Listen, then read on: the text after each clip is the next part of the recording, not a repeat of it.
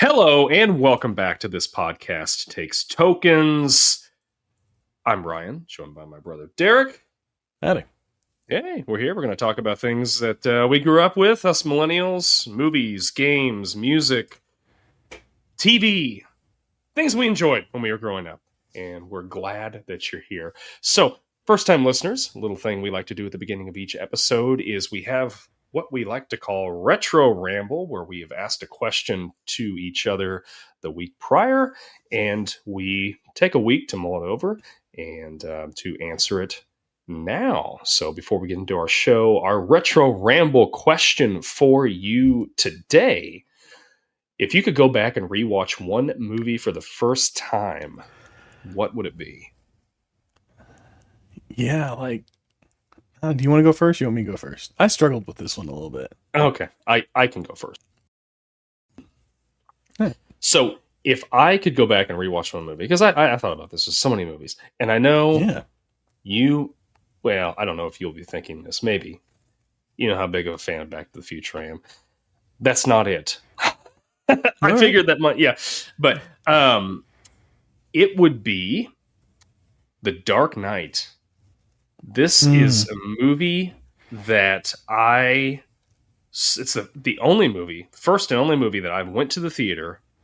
I went by myself. Couldn't get anybody to go with me. Watched it. Credits roll. Immediately get up, walk to the ticket booth again, buy another ticket, refill my popcorn and my drink, head back in, watched it again.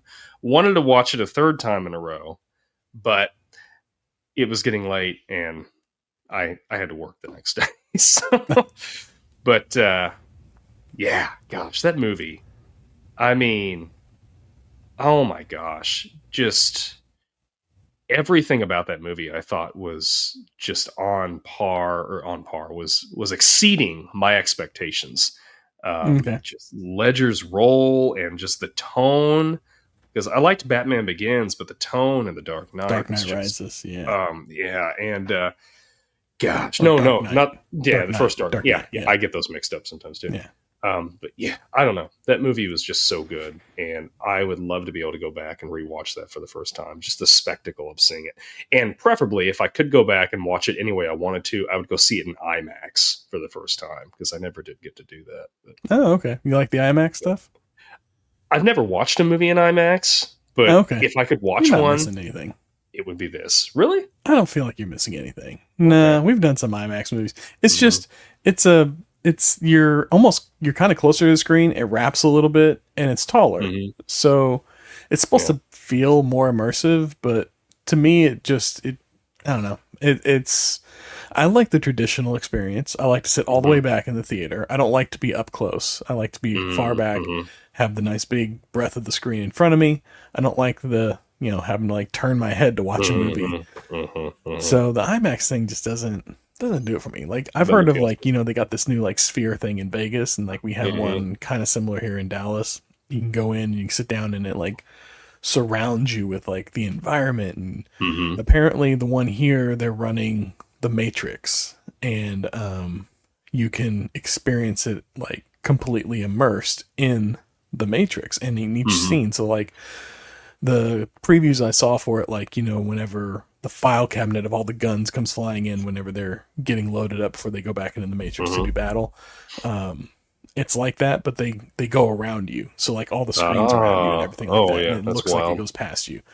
So it's kind of like a 3D without the glasses, I guess, would be the best way to describe it. But yeah, I don't know. I just like a traditional experience of going to the I definitely don't want anything 3D. And definitely don't want anything 4D. That's probably my least favorite. Yeah, the 3D movies, I'm okay. I've went to a couple 3D movies with my daughter, and those, I think we went and watched the Super Mario movie in 3D, and that was fun. But something that's a live action movie, I'm because they always do that stuff where they play to the camera to get to do 3D bits, things coming at the I don't like that. Yeah. Takes me out of it. Anyway, so I thought about this, and I gotta say, I had a question. All right. So, and I think you kind of answered it, But is this a time travel situation where I can go back and watch any movie in the theaters when it first comes out? Or is this I go back and I experience it for the first time again within my lifetime situation? Which, if that's the case, if it's a time travel situation, I would want to go back and either watch Back to the Future or Star Wars on opening day. I think that would be an incredible experience. Roughly my age now. But if this is a within my own lifetime thing, that's obviously out. Like Back to the Future, I could, you couldn't. But I'd be like 3, and it wouldn't mean anything to me. Yeah. And Star Wars, I would not have even been born yet. So those are both out. Yeah. So for that, if it's within my own lifetime, re-experiencing something for the first time again, that's how I envisioned the question. So yeah, it was a toss-up, and I came down to either, and my research led me here, The Matrix, watching that again for the first time, because that was such a fantastic experience in theaters. And we went and saw it, I think, opening weekend, me and my friends. Or 300, because 300 was really good too, and I really enjoyed seeing that one in the theaters, especially the first time. That was so good.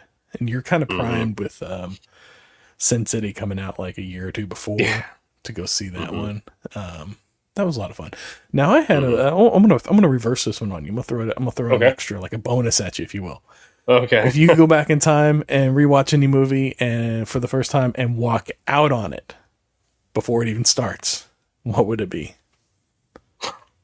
Save yourself the trouble of having to go to the theater and watch it. The Happening. The Happening? Yeah, I think we mentioned this before, wait a minute. No. I take that back. It would be Norbit. I went and watched the Norbit in the theater, and I stayed for the duration of it. My friend, Leif, and I went because his girlfriend at the time wanted to go watch it, and I was like, why not? It's a Saturday. We're not doing anything else. Movie. Right. Immediately regretted it. Like, oh gosh, this sucks. And there was people. There was how these kind of Eddie Murphy movies are, like that era of Eddie Murphy movies. There's a lot of bathroom humor and stuff, and there was this He's couple playing like in front 9 of characters. Yes, and there was this couple in front of us. Like every time they like talked about going to the bathroom or something, this woman was like like she was laughing really hard, and I'm just like, get me out of here. So it would be Norbit. What about yours? Titanic. I got drugged to see that movie on a date and hated it. It was the worst 9 hours of my life. Did not enjoy that movie, and it has not gotten better for me. It has not worn on me in any way, shape, or form, except that Leonardo DiCaprio has grown into be a pretty fine actor, in my opinion. Yeah. Except for this work. I'm okay with not acknowledging this particular work. And I just think I wasn't the audience for it. But if I could go back and save myself the trouble, it'd be that. I don't know what I'd see instead, because I tried looking up what else was in theaters at the time, and there wasn't really anything. It was like December of 97, and there wasn't really anything in theaters to go see. So I don't know. I can't think of what else was there. Now, my wife would not agree with you. She that's like her favorite movie. She's watched it. She could quote it without even watching it. That's fine. That's fine. To each their own. It's I wasn't like, I watched it and I was like, it's fine. Yeah. But it's just long for me. It's just so long. If you could just like skip to the part where it hits the iceberg. Yeah. That's fine. There's some action in that. Like it's, Right. Yeah. I just don't need the whole long drawn out. But anyways, I digress. We'll talk Titanic one day. We'll do an episode. You're like, will we? Okay. Anyway, we're gonna get into ahead of it. 2055. That's when we're gonna be doing 30 years from now. 60s and 70s talking about Titanic. Anyway, we're going to get on with our episode. We're going to run our intro. We're glad you're here with us, and we'll get this underway. We'll see y'all around.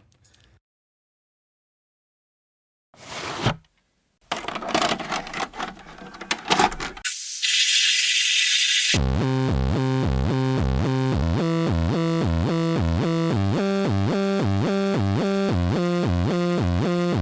local video store card. A comic book in your back pocket. Games with no tutorials. Music you had to discover. And drinking water straight from the hose. These are the things us millennials remember fondly. We are the Jennings brothers. Join us after the streetlights come on as we race our bikes from the top of the hill right down memory lane. Exchange those quarters because this podcast takes tokens.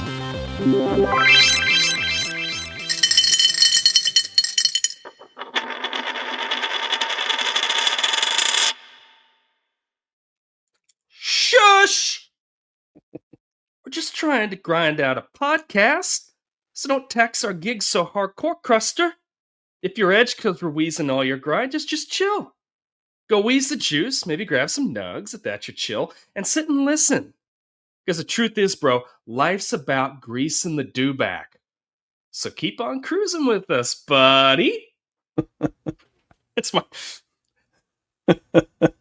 Silence. Crickets. That's my best Pauly Shore impression, so whatever. Yes, we are doing Encino Man today. I was hoping for something like that. Okay, good. I'm glad I pleased with that one. I had to look up what some of this slang meant. I had no idea. Yeah. So, watching the movie, I'm like, what is he saying? Like some stuff you get, but like context, Cruster, like nugs. I found out was like a term for like buds, like marijuana. I don't know. I learned something new from looking up some of this stuff. Right. So there you go. Anyway, yeah. I gotta say the slang doesn't sound much different then than it does now. Like if you hear some like alpha kids talking slang right now, it's very similar. I must say. Okay. Yeah, I guess you're right. I hear some stuff. Equally as nonsensical. My wife works at a school, so she'll tell me things that kids are saying, and yeah, I agree with you there. I guess you're right. Encino Man, released May 22nd, 1992, starring Brendan Fraser, Sean Astin, and Pauly Shore. This movie really kind of put Pauly Shore on the map. Yeah, he had all those after. I think he had like hits. Like 5 years at least in a a couple. Yeah. Like every year for 5 years. I looked it up. He had Encino Man, then Son-in-Law, then I believe In the Army Now, then Biodome, then Jury Duty. Jury Duty, yeah, hit after hit. And then they all kind of like went, eh. Yeah. We'll have to do some more Pauly Shore movies, and I feel like there's a couple in there we can knock out for sure. Yeah, maybe we'll do a double feature episode or something. Because one by itself maybe not enough, but we'll see. Yeah. I think we'll start with Son-in-Law and see how that gets us. We're always looking for Thanksgiving movies. Well, the one year we've done a Thanksgiving movie where it's a struggle to find a Thanksgiving movie. So Son-in-Law. So I didn't realize join us on Thanksgiving. We'll do Son-in-Law. Yeah. I like that. Budget for this movie: $7 million. Worldwide grossings. What do you think it earned? I'm going to have to guess. You said $7 million budget. I think this was successful. This was pretty successful. Mm-hmm. I'm going to guess 40 million. Did you look that up? No. Was that right? Did you? At $40.7 million. Yeah. Wow. Yeah. All right. I like it. You win a thumbs up for today.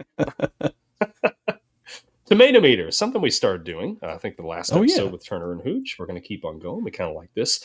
We looked on Rotten Tomatoes. Now, I will preface this with this. We are rewatching these movies before we look at these ratings so that they are not skewing our opinion on things. We're just look it up on curiosity. Yes. Tomato meter, the critics gave this a 17%. Ooh, that's not surprising.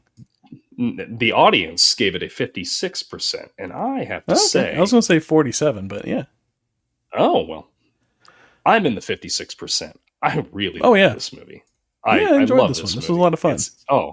It's a fun watch through and through. It's not Yeah. it's not some highbrow movie by any stretch of the imagination. I don't think you can expect that with Pauly Shore. No. But it's fun. It was a good like time capsule of early 90s California style, I guess, if you will. Like that whole vibe, the whole California vibe that was going around in the early 90s, which was a lot of the vibe going around, like skater culture and all that developing. And this was just a really good like encapsulation of it, like you were talking about with all the slang. Like he was hitting all the slang. Then, like their style and just like all of it. It was very like it's a good early 90s time capsule, I feel like. Oh yeah. It is. And it's fun from start to finish. I feel like the movie is paced almost perfectly. Like, I mean, this movie's clearly not perfect, but the pacing is so well done that there was never a time where I was just like, okay, let's get on. Yeah. Just there's something important going on in every scene, and I love this movie. I agree. Like it was flying by. I didn't realize how far into the movie I was whenever my favorite scene came up. And just how little of the movie I had left. And I was like, wait, we still got like so much more to do. But like it just moves so quickly that, before you know it, movie's over. And, you weren't lacking at any point. It was fun for sure. So what was your favorite scene since you brought it up? It's kind of a combination. It's whenever they steal the driver's ed car and go to the bar, like that whole sequence. I love it. It's just so much fun. It leads to like one of my favorite quotes. The cheese is old and moldy. It's old and moldy. Where's the bathroom? That's fantastic. I love it. Yeah. I love that scene. I love when the guys are trying to get Stoney to drink, and he's like, no, I don't want to. And then they finally get him to do it, and he's like, wait, am I having to pay for these? Yeah. Clearly not, because they came back and he had a few. Yeah. He made some friends. My favorite scene, I think, is when Stoney takes Link to the amusement park. Oh yeah, that's fun. I love watching them just because, like, to me, I could totally hang out with Stoney. Like, he may be a little over the edge sometimes, but like this is a guy like genuinely wants to just be your friend and just hang out and just have fun. Right? Yeah, for the pure joy of spending time with a friend. Right. And you can't say that about Dave, at least in the beginning. No, I don't think so for most of the movie. But how is it that Pauly Shore is this like almost the moral compass of he's the moral compass of this movie? Like he's the one that's always like, we got to do right by this guy. We got to be his friend. We can't be exploiting him. We can't be using him in this way. And, it's all about friends and family with him. And he's a really good character. He's a lot of fun. And I'm with you. I want to hang out with him more. Yeah. I can see why he got like a few movies, like a couple decades, if you will, of, celebrity out of this. Yeah. That's still kind of going to this day. I think recently he did, what was it? The biopic for, what's his name? The fitness nut with the hair. Oh, he's wanting to do that, but last I heard, they hadn't gotten the green light from Richard Simmons to actually do that yet.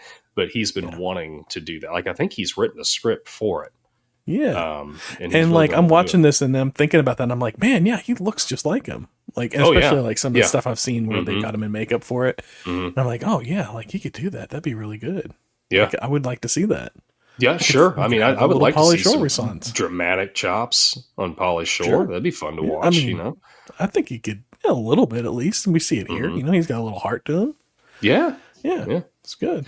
And then Dave, like you said, Dave is kind of a wet blanket throughout this movie. He's just like, he's too desperate for or celebrity. So freaking desperate. Like, it like when it's to the point of creep when he's trying to get Robyn. Like he gives Robyn that picture. He's like, oh, God, remember we've been naked together, like when they were kids and in the bathtub. I'm like, dude. There's nowhere that would be acceptable. Like this guy is way too hard. Like he's my gosh. But at the same time, like at that age, well, I mean, he's like in his 20s, but as a teenager in high school, I mean, the character's emotions. 17, so your emotions are like right there, and it's very hard to control, and you're just like a little like puppy dog a lot of times, just exuding what you feel. You wear your heart on your sleeve a lot, and I could see that with this character. But it's like in college that's got to die down, I would hope, because there's no way him and Robyn are still together a year later if he continues to act like that. No. And the good thing though, I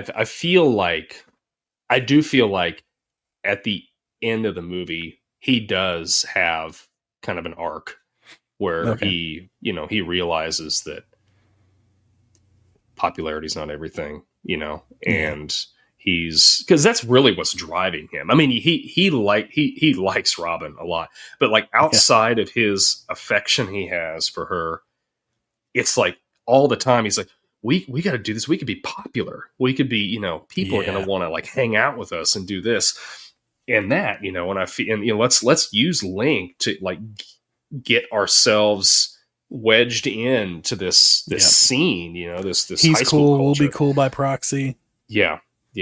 And again, like you're saying with Stoney, it's like Stoney's like, I don't want to do that. Like he's a person. Like I just want to like that. I just want to be. I love that line where he's like, you wanted to, I can't remember exactly. I thought you wanted to use him. I just wanted to be his friend.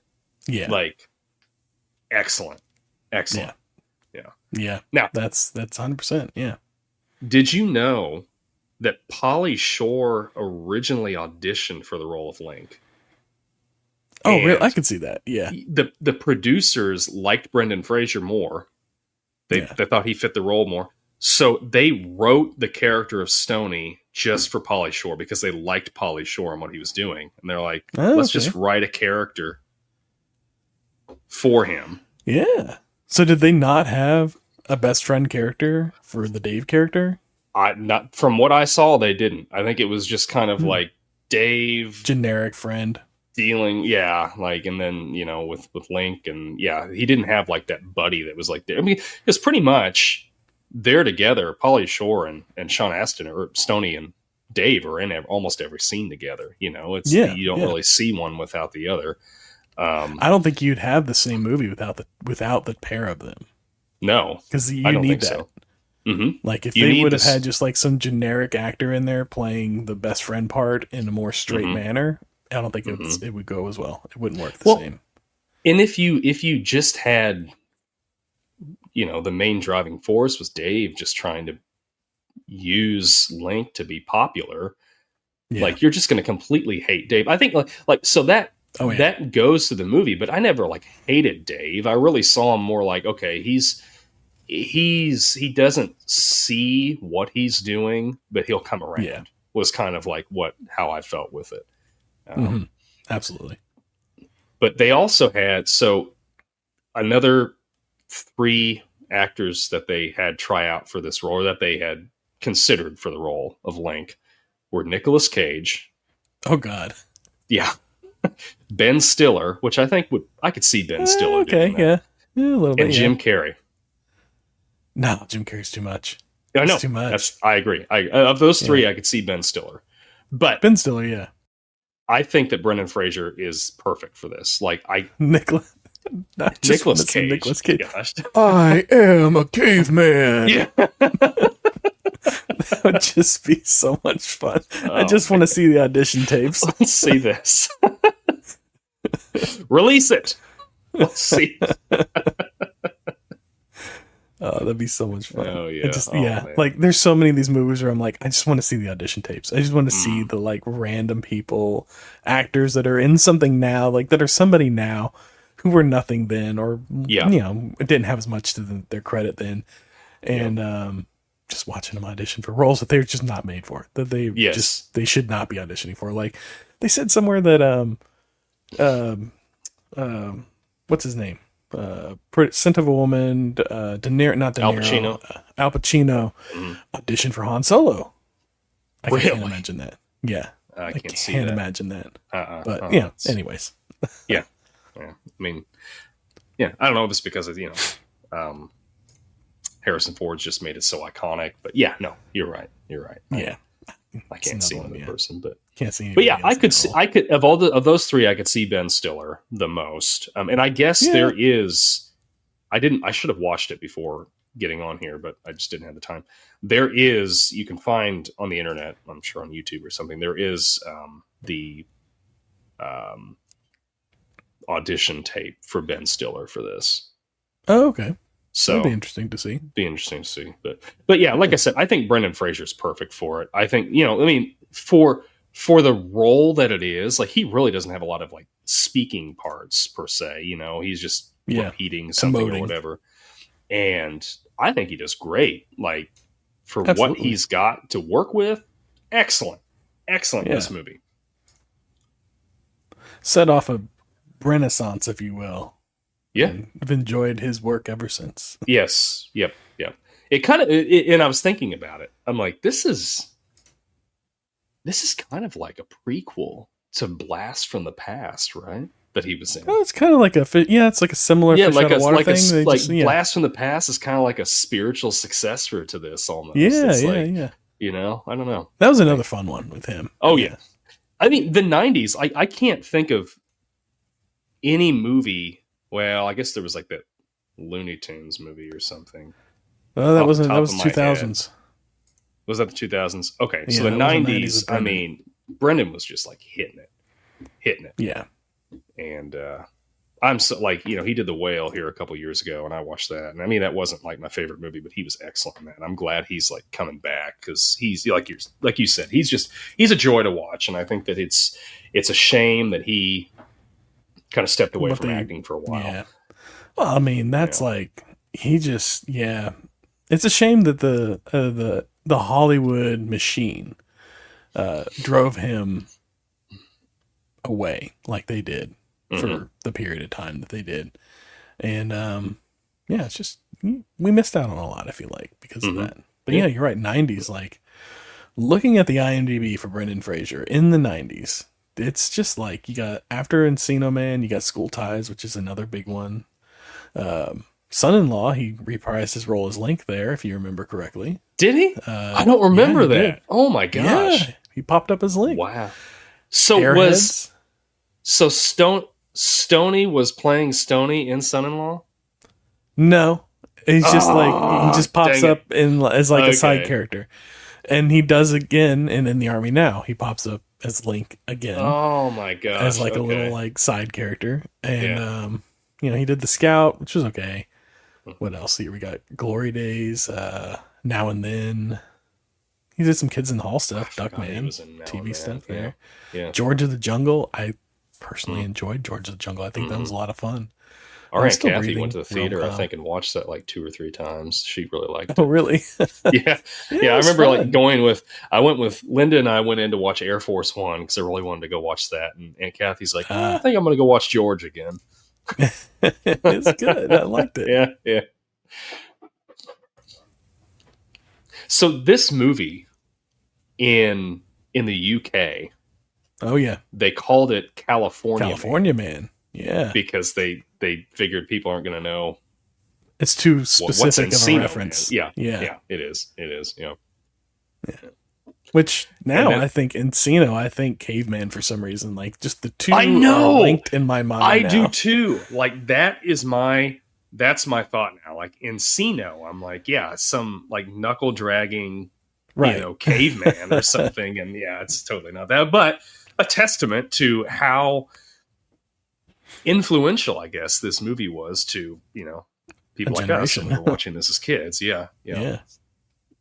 Also, the writer of this movie, Sean Sheeps. She also wrote Son-in-Law. Yeah, I can see that. She did. I think she wrote a couple episodes of Weeds. The movie Drumline, that was pretty good. And then, as I thought it was like, I know why they did it, but like the placement of Terminator in there was a little bit like, you know, you're like, oh, why did they choose this movie or whatever? Well, apparently, if you rewatch Terminator, the writer of this plays Sarah Connor's coworker Nancy in Terminator. Oh, okay. So I'm betting like they kind of did that as a throwback, maybe, or kind of a Easter egg to, you know, maybe her being in that. So I don't know. I thought that was kind of interesting. Yeah, I think I know who you're talking about there. Yeah, I think I know who you're talking about there. Okay. Anyway, that's my fun facts. But real question here. So they, sure. You know, Dave's digging in the backyard to dig this pool. First question was, how are his parents allowing him to just freely dig in the back? Like, he just goes up to his parents, hey, I'm gonna dig a pool in the backyard. Really, if you think about it, worst case scenario, he moves some dirt around. Best case scenario, they now have a pool in California. That's true. Like, that's true. That home's value has just skyrocketed. That's some sweat equity right there that they are investing and not having to do anything for. Plus, you know, your kid's on you about something like, I want this or I want that. And you're like, okay, but you know, you got to earn it somehow. Yeah. And half the time they give up, like halfway through. Sure. He has not given up. He is determined to have this pool by graduation too, which I'm like, that's not going to happen. Like, I know for sure that concrete's got to cure for weeks, months before you can use it. There's no way you're going to get there, but he was determined. But they're swimming in it after prom. Well, they just filled it with water. It's like, so they're like swimming in mud water. Yeah. They don't care. Like, they're kids. Those tuxes are rented. I would have cared. I would care, yeah. I don't like swimming in any dirty water, but that's just me. And has do you feel like go ahead. Oh, go on. Oh, no, you okay. Okay. Well, we'll argue here. Anyway, I'll go. This development, housing development, how has nobody dug down like 12 feet to find anything down there? Like, clearly there was like a community in this area. So, you know, there had to have been other artifacts, you would think, at some point that somebody stumbled across. Yeah. Because he wasn't that deep. He was, 5 feet at the most? Whenever they excavated to build the house, they had to have dug at least 2 or 3. That's what I'm thinking. Like, I mean, that pool, that pool's probably 5 or 6 feet deep. So, that's not that far down in there. Not at all. And for it to stay frozen, like, that's not. This is one of those things where it's like, this was all happening in the movie while I'm watching it. I'm like, this is one of those things that you have to suspend. Everybody has to suspend some disbelief for. I don't think there's anybody out there who's believing any of this. Even watching this whenever I was younger, as a kid, like a teenager, there was like, this isn't. I know this isn't like the way it would go for sure. I didn't know all the details. Like, I wasn't into the minutia. Like, you know, they're 5 feet down. Clearly, you know, whenever they're building the house, they would have gone at least a couple feet and probably discovered one thing or the other. But there was definitely a feeling of, we're gonna let that slide. I don't believe it, but we'll let it slide. Yeah. I mean, it made for, like I said, it made for a great movie, but it was a lot of fun. You kind of have to suspend disbelief with that. For sure. So have you ever experienced an earthquake in your life before? No, never. No, wait, take that back. Take that back. I take it back. When I was a senior I had just graduated high school. Like a couple days later. I live in Missouri. I had just graduated high school. And I was down in the basement playing a video game because, I worked part-time, so whatever. Hadn't moved out of my mom's house yet. And we had an earthquake. It was a 3.4, I think, that came down from the New Madrid Fault. I believe that's the one that's down like in the boot hill of Missouri. And it's not. I can't remember what the name of that. Anyway, there's a fault line down there. And so we had one. All that I never felt anything. All I heard was a big bang, and then like we found out later that there was an earthquake. So the radio station I was working at the time made a huge deal out of this, and I wish I knew we were going to talk about this because I would have worn my shirt. I still have it. I've got a shirt that says I survived the May 13th, 2005 it was a 3.1 magnitude earthquake, and on the back it says "Got Quakes." Nice. So I still have it. So when we went back down a couple years ago, my stepson and I were running races and stuff, and they had a race that was that they do every year down there, and around the 4th of July. I wore that shirt. Mm-hmm. Nobody commented on it. I was a little bit disappointed with that, but anyway, yes. To answer your question, I have been in an earthquake. Yeah. Have you been in an earthquake? No, never been in an earthquake. So what's the worst weather? Because like earthquakes, we're Midwest. It's not a thing for us, really. You know, other than like these weird outliers where it's just like a small thing. Mm-hmm. What's the worst weather event that you've experienced?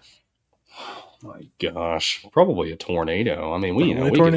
Get a lot of twisters here. Yeah. I mean, sky turns green, winds blowing, trees are broken in half. Like, yeah, it's a little ominous when the tornadoes come through. It is. It's unsettling for sure. Yeah, it definitely is. Yeah, I'd say it's probably the earthquake, or maybe like we had that big flood, like in I think 95, where we couldn't even leave the city. Yeah. That was a pretty big one. I remember there was just water everywhere. It was flooding. Like, it was so bad. There was like cemeteries. There was caskets that came out of the ground, and like there's still bodies. Really? They've never recovered from that. Like, oh wow. It pulled them up out of the ground and everything, and it was a bad flood. So maybe that's the worst natural disaster I've lived through. I don't know. Probably. Maybe that's why they put them in concrete now, so they don't float away. Yeah, I think that is. Yeah, I don't know. Anyways, weather discussions on Encino Man. Sorry, didn't mean to derail the Encino Man. No, that's okay. I love when he first comes into the house. When Link first comes into the house, and he's like discovering everything, right? Or even like walking up to the house, and he sees this dog, and then he's like, which I'm sure he knows what a dog is. I'm sure it may look a little different than it did when he was. But he's out drinking water out of the gutter on the road and spitting that out. And then he tries the mailman. He's trying to attack him with the shovel, and that's great. And I love how his hair is just caked down, and it's fun to just watch him discover everything for the first time. Because I'm like, how would it be if it was me? You know, like I don't even know what you would think, because you have nothing to build upon there. Like, it's not reference. Like if you came here from like the 1920s or something, you know, you came to present day now, you would still have something to build upon, you know? Yeah. But like buildings are a thing. Cars were starting to be like, you can kind of like make some connections. Mm-hmm, yeah. Cause like he thought the garbage truck was a woolly mammoth. Like, he's trying to fight that thing. So he's got no point of reference, which has got to be the wildest woolly mammoth. Oh man. And that loincloth was a little too revealing for me.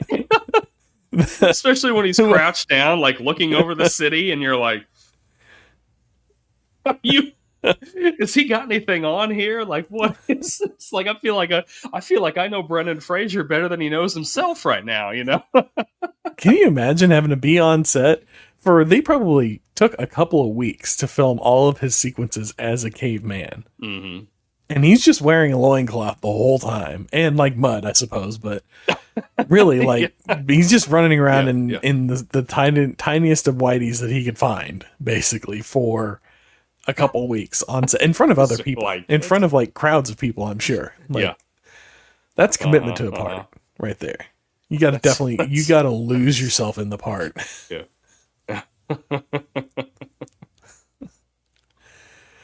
So does Pauly Shore hold up? That's one of my questions. Oh yeah. Oh yeah.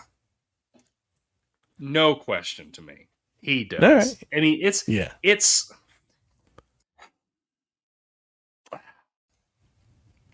I don't know. Okay. Let me rephrase that.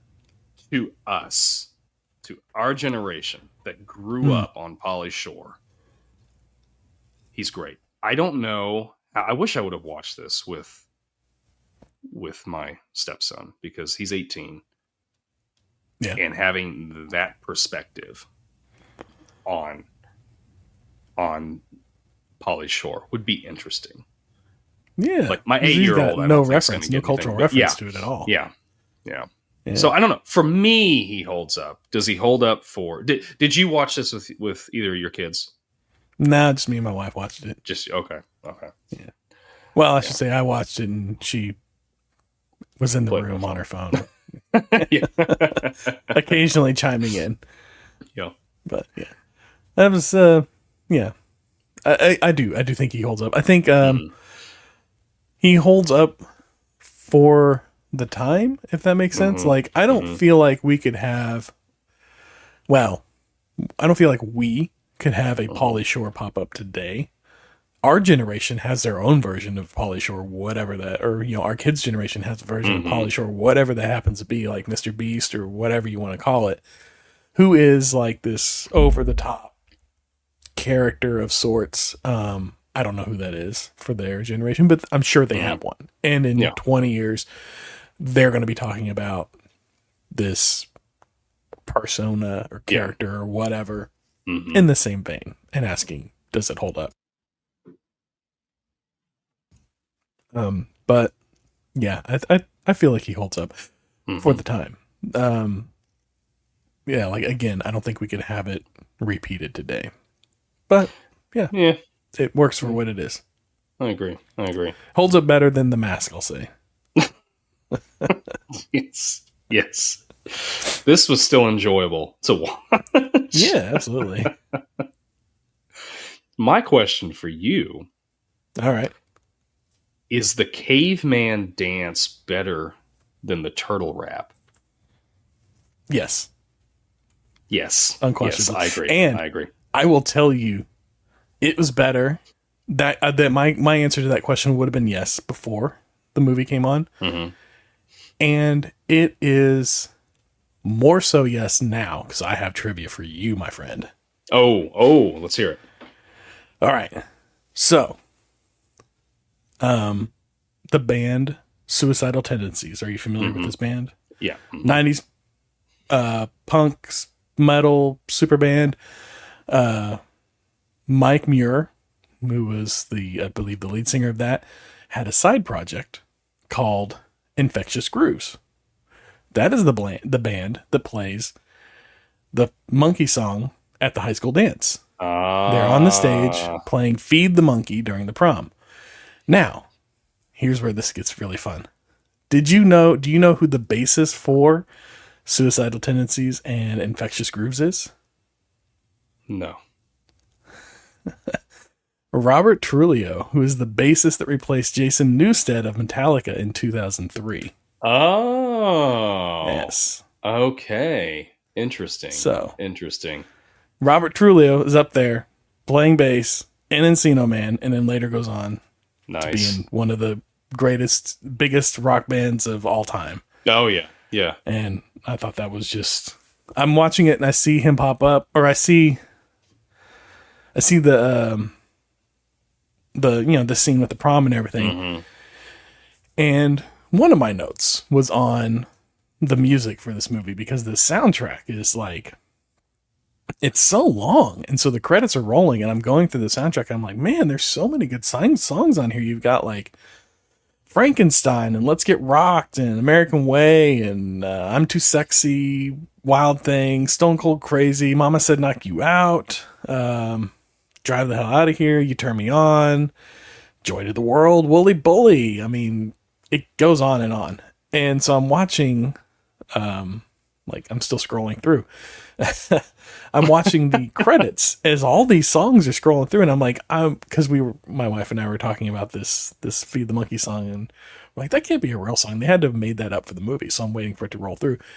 And the credits start rolling, and it's like words and music by Mike Muir, and then performed by Infectious Grooves, Mike Muir, Robert Trujillo, and David Dunn. And I'm like, Robert Trujillo, like Metallica's Robert Trujillo?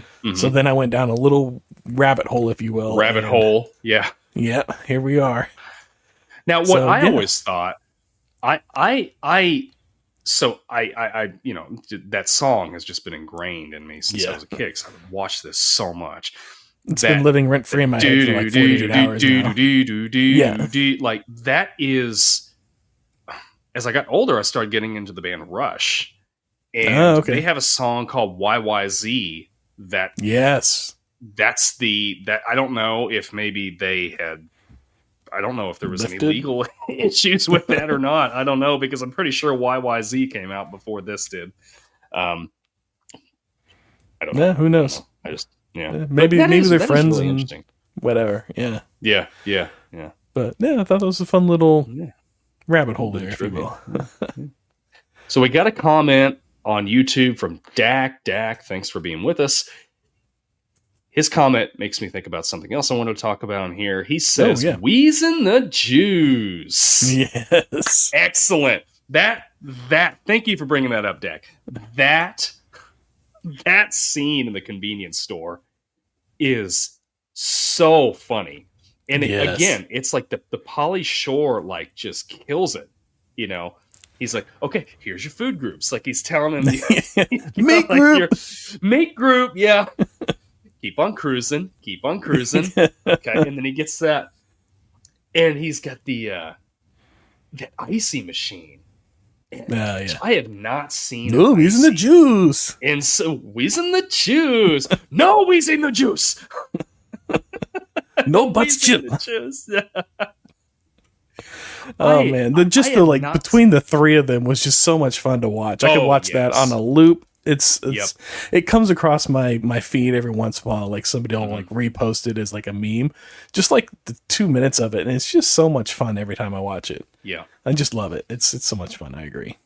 When's the last time you had an icy? Probably about a year ago. They do 7-Eleven around us does Dr. Pepper ones, and I'll get one every once in a while. No way! I cannot find them anywhere here. We got 7-Elevens all over the place. Like which mine's a Slurpee, brand. Not an icy. Slurpee. Okay. Yeah. Icy brand with that polar bear. No.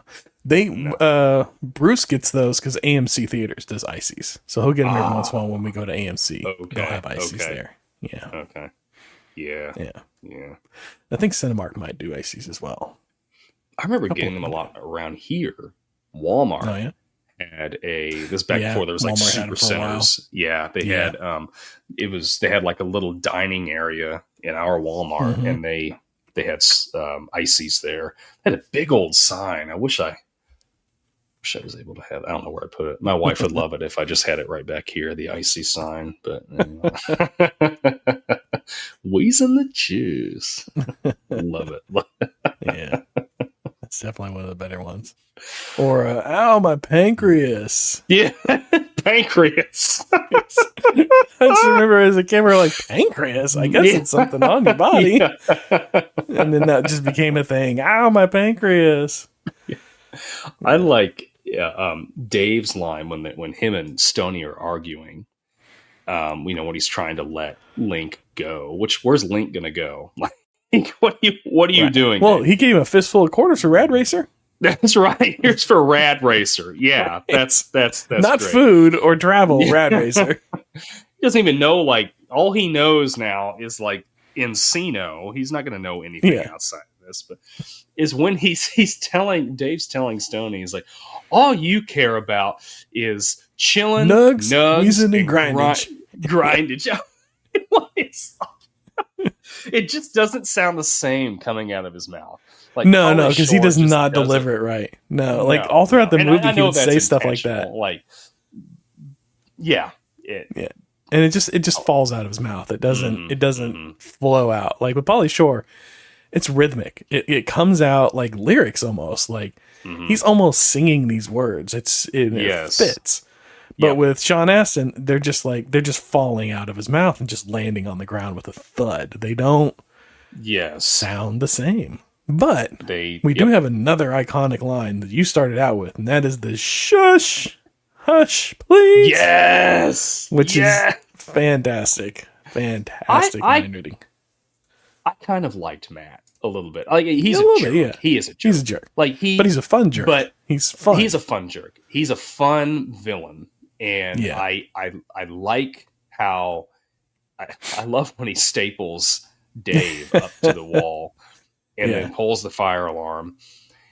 And everybody's laughing at him though. I'm like, gosh, like nobody's helping this guy down. Like, where's Stoney at this time? Right. He's on the other side of the high school, probably in another class. Yeah. How do you think they got out of jail? They went off and they ended up in jail after the bar scene and everything, and then they never. Home. Yeah, I've wondered that. I'm like, they never, because he didn't use his quarter to call anybody important. No, he wasted it calling. Which, like, come on, dude. Like, that was another desperate move. He calls her up to like, this is my one phone call. I'm gonna. Not only am I gonna like be desperate, but I'm also gonna kind of guilt you a little bit and tell you that this is the only phone call I'm getting in jail because. Right. What? No. Yeah, she did the right thing. Oh my gosh. I really don't know how he ended up with her at the end. No. Like, I feel like the better ending would have been if they came to agree, like he came around to the idea of, okay, it's not going to work out with it. That would have been the better character arc for him. If he would have come to the idea of, oh, we don't fit. Like, we're not a good match. This is all on my side. I'm trying to force this. I should really just be her friend because we could have a good friendship, but it doesn't need to be more than that. Yeah. But I feel like you would almost need to introduce another female character for him to hit it off with in order for him. Like, that's really what it is. When he goes off to college, he's going to meet another girl like-minded to him, and he's going to forget about Robyn, or he's going to move on from her, or he's going to feel guilty staying with her and whatever. Like, she's probably going to move on from him a lot faster than he is from her, but no, I feel like that's one of those situations that'll work itself out. It's just, it's that really is my big beef with this movie. If there's anything that I could say that it kind of rubs me the wrong way, it's his desperation. It's just like, come on. I mean, like you were saying earlier, that's a high school boy, but like, man, it is. It's cringy rough to watch. Yeah. Oh yeah. And I guess maybe that that's the point of it. They're trying to make it cringy, but maybe I don't know. That's certainly how it came across. But I'll give him this. That dude can really think on his feet. Like, whenever his parents came home and the house is trashed, he flipped it on. He's like, "Oh yeah, we signed up for this whole like student exchange thing. You don't remember that? I told you about it. Nobody listens to me." And they're like, I kind of remember it. Yeah. I kind of remember this. Yeah. And they just, and his parents, they just sold on it. His dad's like, what was Stoney's actual name? It wasn't Steven. It was, I don't remember. Stanley. I think he just, Stanley. Yeah. Stanley, I assume you'll be joining us. I love your cooking here. This is great. Might as well. How many times he just invited himself over to the house? I think every day. Yeah. I think so. I mean, it sounds like he doesn't have the best home life because he asks how his mom's doing, and he just kind of brushes it off. He's like, she's doing, or whatever he says. And there's I think there's something where they go back where we go back home with Stoney for sure. Yeah, it's a different movie. I think we're watching kids at that point or something. Yes. Dak has asked us again. Have you seen Toy Soldiers with Sean Astin? I have not. I think that's got I haven't either. Will Wheaton in it, if I remember right. But it's like kids on in a military school or something, right? I think that's right. Maybe we'll have to put that on the list and give that a watch. Yeah, we'll put on. There's a fan suggestion. We got that category. Yeah, we'll come across those every once in a while. Appreciate it. Yeah. So we do have another appearance in here by one of our favorites. Ke Huy Quan makes an appearance as the computer head of the computer group, which was Computer Club. Yeah. He did a good job of just like selling as a straight character. Like, doesn't play it up. That's great. I liked it. I had a lot of fun with that. That was a nice little appearance, I should say. I love, so that's another thing. Like, I love how Link works his way in with everybody. Yeah. Like, he's just an all around fun guy. He's nice with everybody. And he's the kind of guy like you just want to hang out with, you know? I think like it's really highlighted whenever he first confronts Matt and he's like, hey, you know, like, don't pick on my friend. Yeah. And Matt pulls him out or, you know, goes up to him or whatever and decks him, like hits him. Like, really hard, right in the jaw. Oh, yeah. And he just takes it. And then he's kind of like, he doesn't know what to do with that. Like he's just, and then he kind of walks out and Stoney's like, dude, he didn't, you know, he fought for food and survival. He didn't fight to be cool. Like, he doesn't understand this at all. And I think that's what it is. Like, he gets along with everybody because what's the point in holding a grudge or, you know, not getting along? You get along with people to survive. So why be confrontational? He's not trying to be cool. He's just trying to survive. He's trying to get by and, like, get along with everybody because that's the way it was back then, you know? And I think that little bit kind of highlights that really well. And I think to piggyback on that, when they're at the museum and he's like starting to get really like, you could tell he's just, he's terrified of seeing like all these saber-tooths and the mastodons and all this stuff. And like he's having flashbacks, probably fighting for his life against these things. Yeah. And then he's, you know, they find him and he's like trying to make fire. I think that is like just, it shows how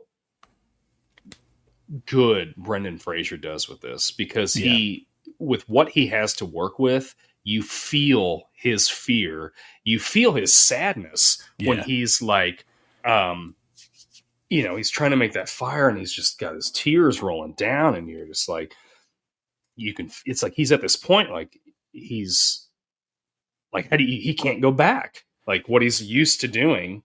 Yeah. You're just, and it's like Stoney says, he's like, he knows now what happened to him. He understands, like, to some extent. I don't think he knows, like, truly what's happened, but he understands it.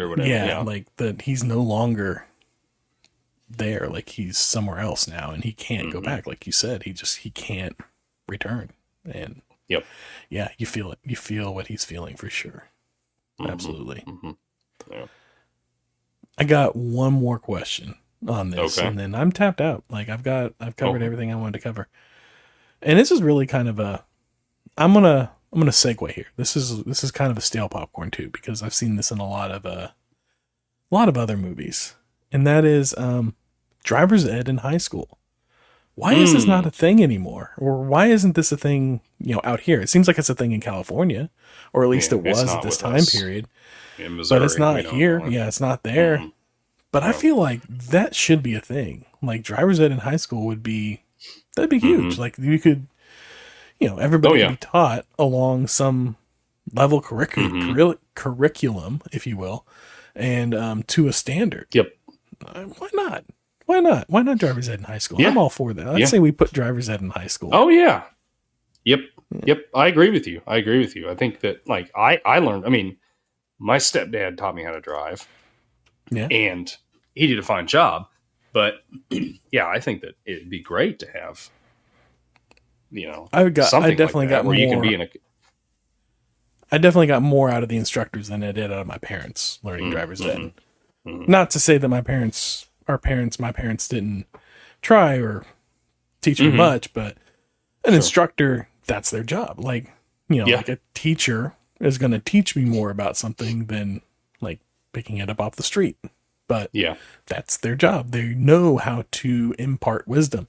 As parents, I find that is to be the most difficult thing, is imparting wisdom upon my children, like without frustration. Yeah, the frustration is the hard part to avoid. Yeah, I mean, your kids tend to listen to some other people more than they do you. So yeah, I could see the benefit of that. What stands out to me in that scene is rewatching it. I can clearly tell that it's like early CGI when that car is on two wheels. Do you think that was CGI? Oh yeah. If some of the scenes had to have been the way you know how you can kind of tell it's all like that old CGI almost has like a sheen to it. You know what I mean? You know what I'm talking about? I didn't think it was CGI. I didn't see that. Part of that. You didn't see it? No, I'm not going to watch it. Maybe it's just me. But were you watching the DVD? Yes, I was. Oh, yeah. Maybe that's what it is. You got a little lossless thing going on there. Maybe, I don't know. Could be. I don't know. I mean, yeah, I've got it on disc, so yeah, that's how I was watching it. But I mean, when I was a kid, I was like, oh my gosh, how are they making it stand on two wheels? And I don't know. I thought it looked like CGI, but I've seen drivers do it. That's why I was like, I don't think it was CGI because I've seen it done. Yeah. Matt, one of our loyal listeners, Matt, he's on here. I remember learning how to drive on a computer game. I mean, quote, program back in freshman year. That's where they're just trying to teach you the rules of the road, right? Yeah, that's right. I don't ever remember. I don't know. I didn't have that at all. I had like nothing. Like it was literally like pen and paper. Me getting in the vehicle with Mark, and he was just like, "All right, let's go to like." I was on the highway my first time. It's like, let's. Oh my Lord, let's go. Yeah, and I remember like watching I was used to our father when he would drive. When he'd get to a stoplight, he would like get right up to the bumper of the vehicle in front of him a lot. He would do that. I don't know if you remember that or not. So I thought that's how you were supposed to approach a stoplight. So I remember like the first time I'm approaching and Mark's like, he's like, stop. Like he's standing up in the car. Stop. That is the most helpless feeling is sitting in the driver's or in the passenger seat with a new driver. And you're like, I can't do anything right now. Yeah. Yeah. And Matt says it was a high tech at the time. I guess they had a steering wheel, gas, and a brake pad. It was revolutionary at the time. All right, Matt. I just don't remember that. But yeah, I was pen and paper. I don't know. Yeah. And an instructor. I guess you could say my first driving experience was like GTA 3 or something like that. If that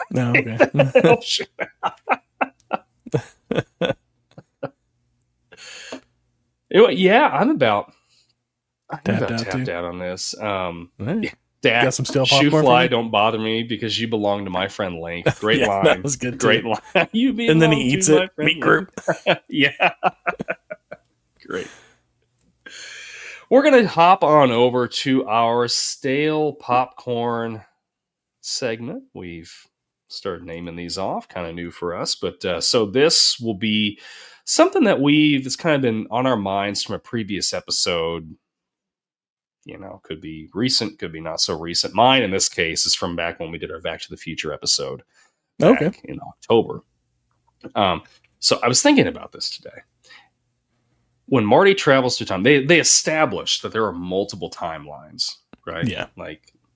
So Marty traveled, original Back to the Future. Marty travels through time, right? He goes to 1955. That Marty never comes back to the 1985 that he leaves.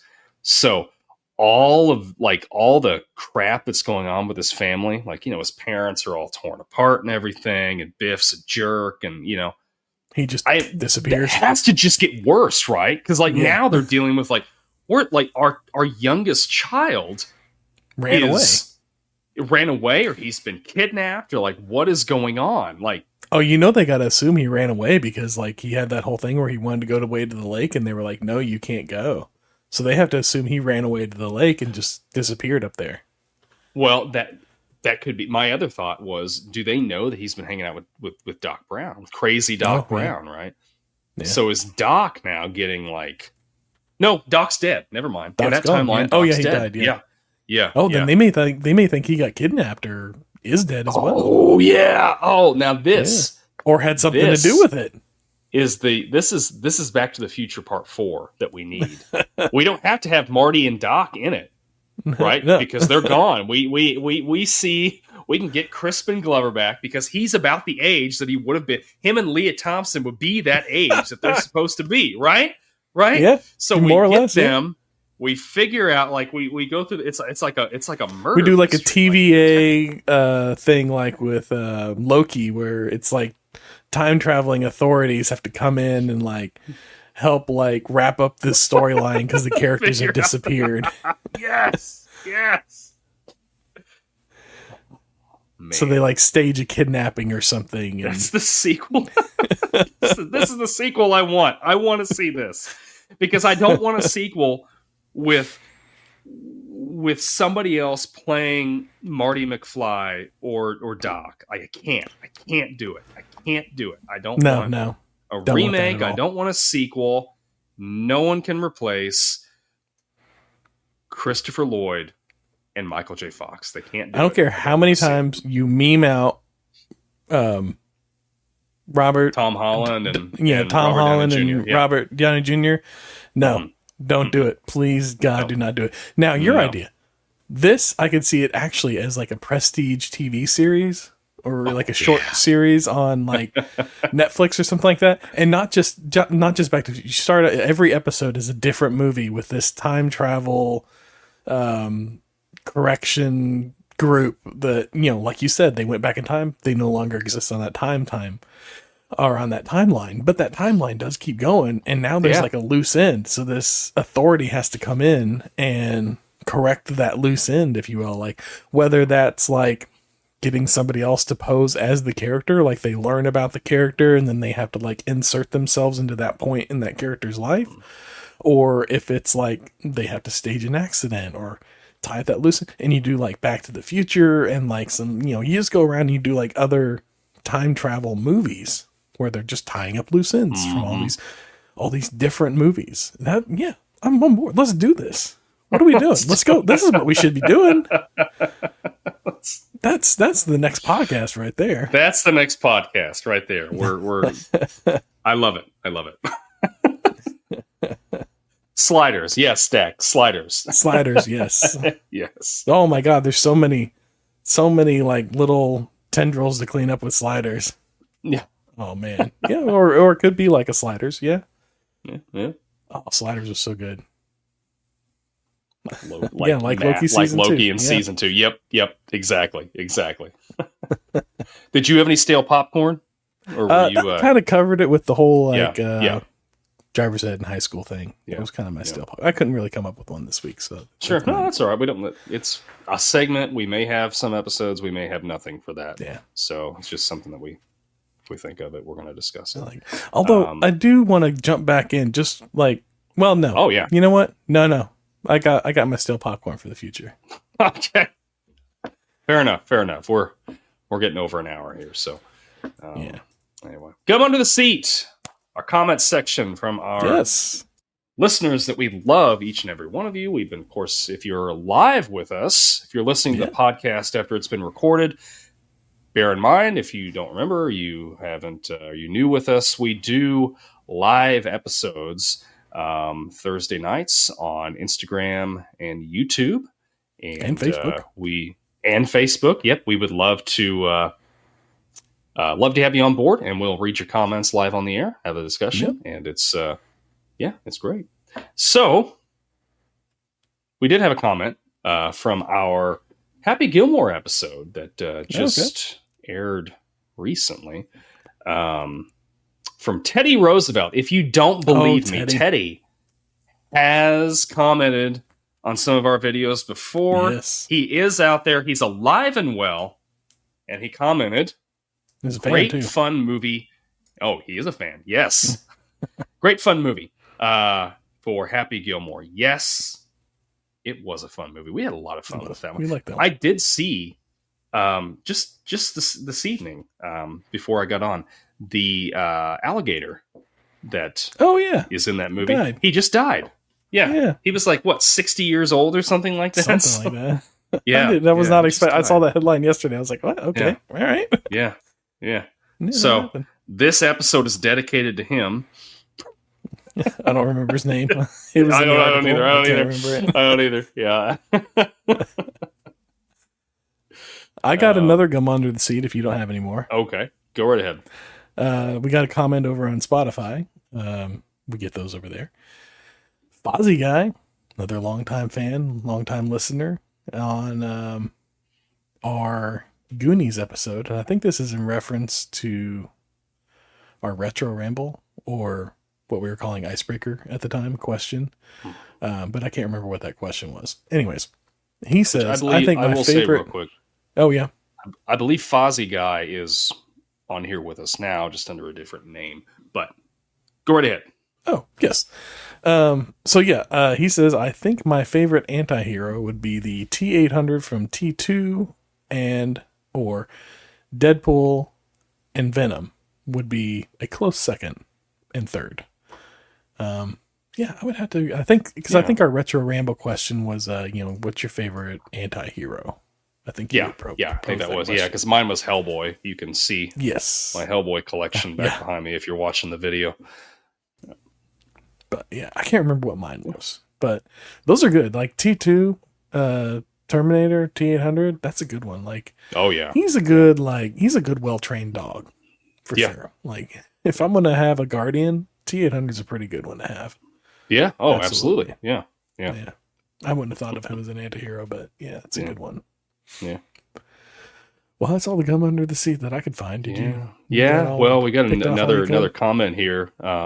Before we go, we'll just throw it in there. Matt was asking us if we've watched the movie Freaked. I have not seen that movie. I looked it up just now, and from 1993, looks like it's got Alex Winter in it, of Bill and Ted fame. So, and Randy Quaid. Okay. Interesting. This is another one we'll throw on the listener suggested list. We got two on the list will. Yeah, we'll get to them. So awesome. Yeah. Excellent. All right. With that, before we roll out, let me hit you with a retro ramble for next week. What's a holy grail gaming item? Could be a game, could be an accessory that you're still hoping to find someday. That's it. Pretty simple. Just like something for your, retro gaming collection. That you've always wanted, but just haven't found yet. What is that? So we'll answer that next week at the beginning of the episode. Sounds good. All right. Shush! Shush! All right. He's a caveman. He's a caveman. And everyone's okay with it. Everyone's fine with it. They're like, it's Perfectly fine. He's a caveman. I want to go to that high school. No! Yeah, right. They don't care who he is. He's a lot of fun. He's a cool guy.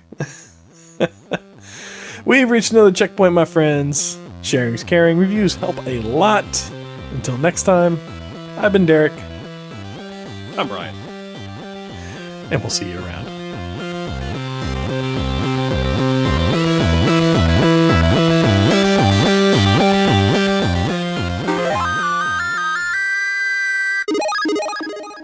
This Podcast Takes Tokens is a Clay Street production.